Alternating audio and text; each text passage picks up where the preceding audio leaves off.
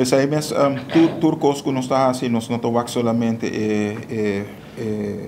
feasibility técnico, dus que colocou tecnicamente uma das limitações não está para sobrar bueno que causa que bota bailanta penetração de energia renovável, anto causa distúrbio não de morrer, pero também tem lo qual que nós estamos o custo de produzir na dado momento que você sube a penetração de energia renovável sem tolerante voorwaarden não, em vez de botar querer que botar vai barra den custo de produção, bolo vai subir o custo de produção.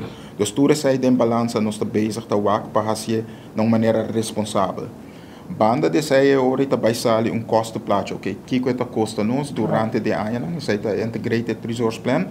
Anto para botar uma estratégia com nós vai buscar fundo não, kiko nós está financiando de nos mês. Dus nós mês met papel de utility group. E nós tem que ir para o mercado para que fiança não.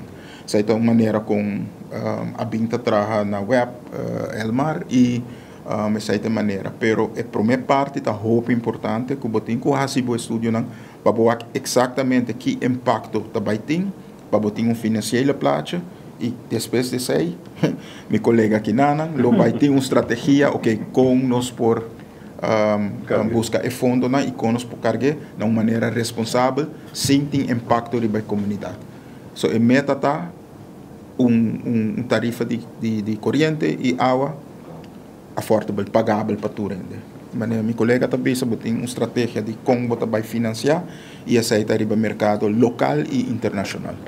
E claro, essa tem sua limitação, mas é roupa importante para nós saber exatamente quanto nós mester e que nós mester e botem como make choices e priorizar, porque sky is not the limit, dus botem uma limitação. Sim, para a primeira parte de fase 1 que nós chamamos, nós temos vista completamente de sei e muito pronto lo vai anunciar também que lo vai para o next step para buscar o fundo. Nós nós queremos mais barata, nós queremos pagável, pero Kiko está pagável. Então, essa é a coisa que nós estamos fazendo aqui. Nós estamos ok, que impacto ele vai nós tem riba nossa economia, então a base de sei conjuntamente com a estrutura de tarifa e também a regulação que nós estamos fazendo, nós estamos ok, essa aqui está para huishouden, essa aqui está tarifa que está pagável e para a companhia não é responsável para não porque da carga não ng operasyon e ng inversyon. Dus essa é a balança que tem. Dus você sabe exatamente determinar, ok, kiko está pagável. Aí você vai ter grupo na comunidade que você é difícil para não, mas aí também tem outra trajetória que vai trazer para conjuntamente com o departamento social e outro não, para chegar na maneira não com eigenlijk acesso na corrente e água sempre tem para nossa comunidade completa.